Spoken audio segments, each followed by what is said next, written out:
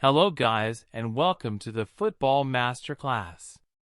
England squad Gareth Southgate, the manager of the England national football team, has been credited with changing the team's culture and establishing a new identity based on togetherness, teamwork, and a positive relationship with the players.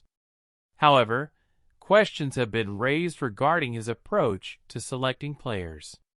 When Southgate was appointed in 2016, he said, "I never pick on reputation, form has to come into it." Yet, in 2023, Southgate admitted that it was impossible to pick players solely based on form, and that there was a balance between picking players with higher quality, but not as much playing time, or selecting those who are physically fit and doing well. There are some picks which shows how contradicting of himself he is, which we will get into it in the video. The international break is here again, bringing with it the usual debate on Gareth Southgate's squad selection. This marks the beginning of the path to Euro 2024 in Germany, possibly Southgate's last tournament due to his contract expiring in 2024. After the Qatar World Cup, he contemplated if he should stay in the job. The three goalkeepers Southgate decided to choose are Jordan Pickford, Aaron Ramsdale, and Sam Johnston. Pickford has been England #1 under Southgate and always performed for him as well, but Ramsdale had a good season for Arsenal last year, and Pickford is not having the best form of his life with Everton. The problem with Ramsdale becoming the #1 choice for his country is that he could also lose his place with his club due to Arsenal acquiring Raya from Brentford, which could lead to a problem heading to Euro 2024 with another player not playing for his club but plays for his country. One of the big surprises was Pope's omission from this team. Pope is comfortable in the top 3 English goalkeeper, and that Johnston took his place in the last camp due to Pope suffering from an injury. Johnston could also lose his position in club football to another English goalkeeper, Dean Henderson, who completed a transfer from Manchester United. Pope has more of a realistic chance than Johnston of becoming England #1, especially because, as we argued before, that Pickford could have another terrible season with Everton, which may increase the chance of losing his #1 shirt of his country, and Ramsdale could also lose his spot in his club, which creates a battle of who will become the #1 goalkeeper for his country. However, right now, I would go for Ramsdale as the starting goalkeeper since he is still the #1 goalkeeper for his club and has been in much better form than Pickford for a long period. Ben Chilwell is the only recognized left-back in the camp, in excellent form with Chelsea, and has won his place back under Pochettino. This relieves the pressure of Southgate having to pick a player who isn't playing since last season he lost his place to Cucurella. Southgate should thank Pochettino for playing many English players such as Chilwell, Colwill, Gallagher, and Sterling. This isn't the first time Pochettino has done this, as at Spurs he integrated the likes of Kane, Walker, Trippier, and Dele Alli. Colwill can also cover for Chilwell, as in club sides he takes the left-back position to allow Chilwell to play further up the field as the left wing-back, although Colwill's starting position with Chelsea is left centre-back. Trippier could also be used as left-back if necessary. The manager picked 5 centre-backs, Colwill and Gahey as left-footed centre-backs, alongside Maguire, Tomori, and Dunk. With Stones injured, he cannot be chosen for this camp, even though he would have been a definite starter.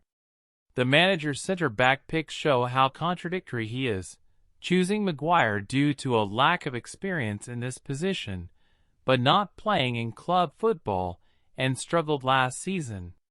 Deer was not chosen due to lack of playtime and name-dropping him in the press conference, highlighting Southgate's favoritism. Maguire was chosen based on past performance for his country, while Sterling was not chosen, despite being in form for his club, and used to be a key player for his country.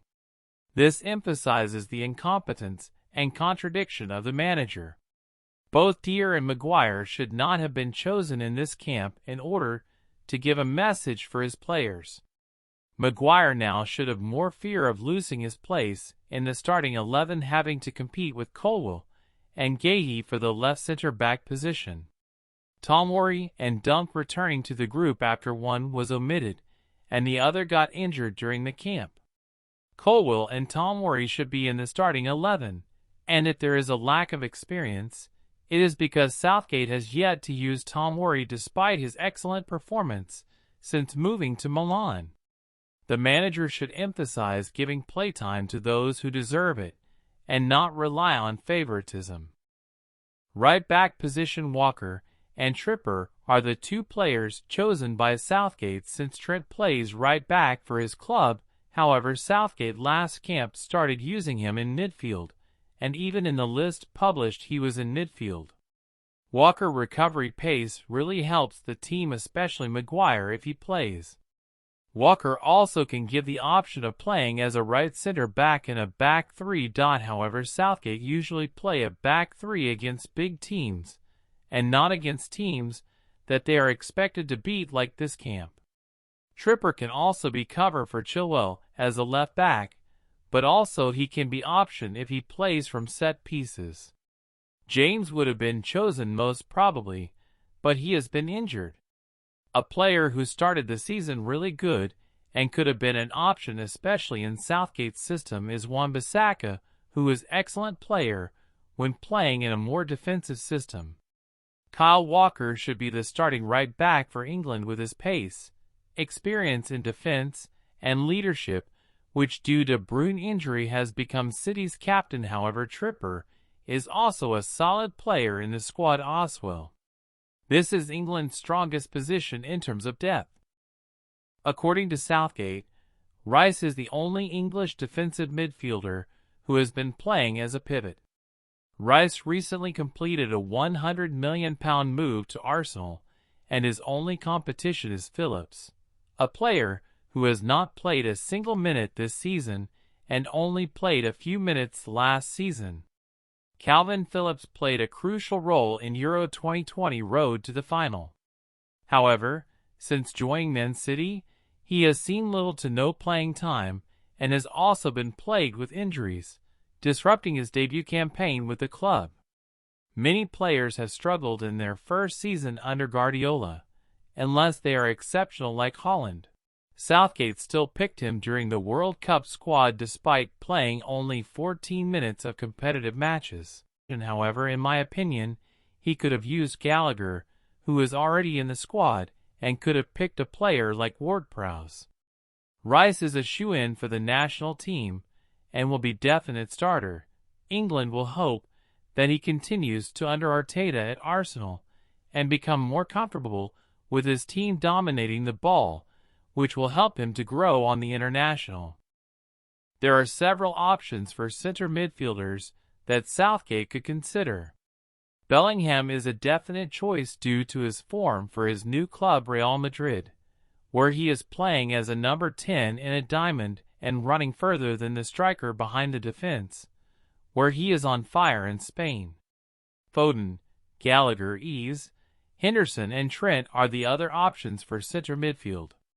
Foden has become a key player for his club due to De Bruyne's injury, which could help him on the international stage since he is now the main creator in the team and even playing a more central role sometimes, which could also suit him with England, especially against teams that they need to penetrate. Gallagher is currently playing under Pochettino. However, his place may be in trouble because Lavia, their new signing, could take his place. He could still be an option for England, who can take the Phillips role and be a backup player to Rice instead of Phillips. Is a more attacking player who can also be played on the left wing position. Trent could have a future in this role with his country. He is technically really good and could find some through ball and penetrate defenses. He played there the previous camp, but against inferior opposition. However, Southgate could give him a chance to see what could he offer. Maddison has also been picked. He also made a move this summer, joining Spurs, becoming a key part of the team instantly. He has potential to be a part when the Euros come around, especially if he maintains this form with his club. Henderson is also another negative choice in this squad due to his move to Saudi Arabia, which means he is not playing top-level football, such as the Premier League and Champions League, something that Southgate elaborated also in the press conference, which may result in losing his place in the national side. He was a leader in the dressing room, and Southgate used him in big games during the World Cup. There are other options in the middle of the park, such as Ward-Prowse, who is a surprising omission in this squad. He started excellently in his new home, assisting in his debut and scoring 2 assists. When it comes to set pieces, he is the best in the world right now, someone who could be a brilliant option on them, especially in Euro 2024, which could be a weapon for England, especially knowing the role set pieces played during the 2018 World Cup. Bellingham and Foden are the 2 midfielder I would go to start.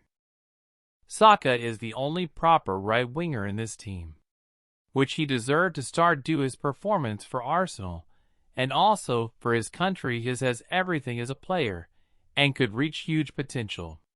He showed how strong mentally he is also after the comeback he made after missing that penalty in the final. The big decision was deciding not to choose Raheem Sterling, a player who has regained his form with his club.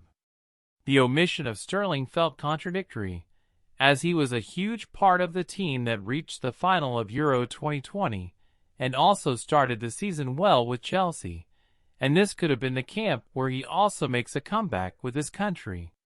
During the press conference, Southgate expressed Sterling's disappointment about the decision. Left winger is a position that has 2 really quality players in Rashford and Grealish. Foden could also have been an option as a left winger. Both Rashford and Grealish could have a place in the starting 11. Rashford has been unbelievable with United, being their star player, and Grealish has had an improved second season with City, where he was part of the team that won a treble. Rashford started the season as a striker, but against Forest, he played on the left and had an improvement in his performance.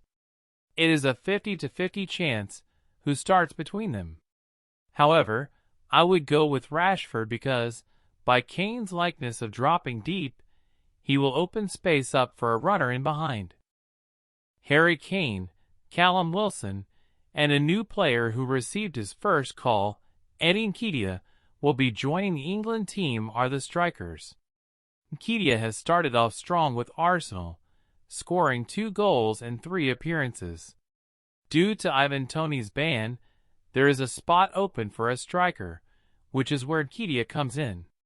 He is the top scorer for England's under-21 team, and Southgate wants to introduce him to the senior team with an eye towards the future when Harry Kane decides to retire from international football. Nketiah will not be the main striker, just as he is not with his club, but he still contributes with goals, even off the bench, which could be a valuable asset. With Toney banned and Calvert-Lewin and Abraham out injured, there are few options up front for England. The only other option might have been Watkins, but even the under-21 European Championship winners were using Anthony Gordon as a striker, which means there are few options to choose from. Kane will obviously be the starting striker, after he also transferred from his boyhood club and joined Bayern Munich, where he already bagged 3 goals in Bavaria. Southgate should be more firm in his decisions, and he needs to challenge his player with decision and keep on their toes guessing, since now his decisions are becoming predictable. This is the team I would choose from the squad he chosen. Obviously, there are some injuries, which would be part of the 11. However, this team gives the message that if you want to play for your country, you have to get minutes at club level. This will help the sharpness of the player, and he has 9 months to start preparing them for the Euros, since he already have an idea which players may find it difficult to play. Therefore, he needs to start the players that are playing for their clubs now, and not wait till Euros, and then start with the excuse that are some players who are not sharp enough. Hope you got something from this video. If you enjoyed, leave a like and subscribe, and follow me on Twitter to discuss more about the beautiful game.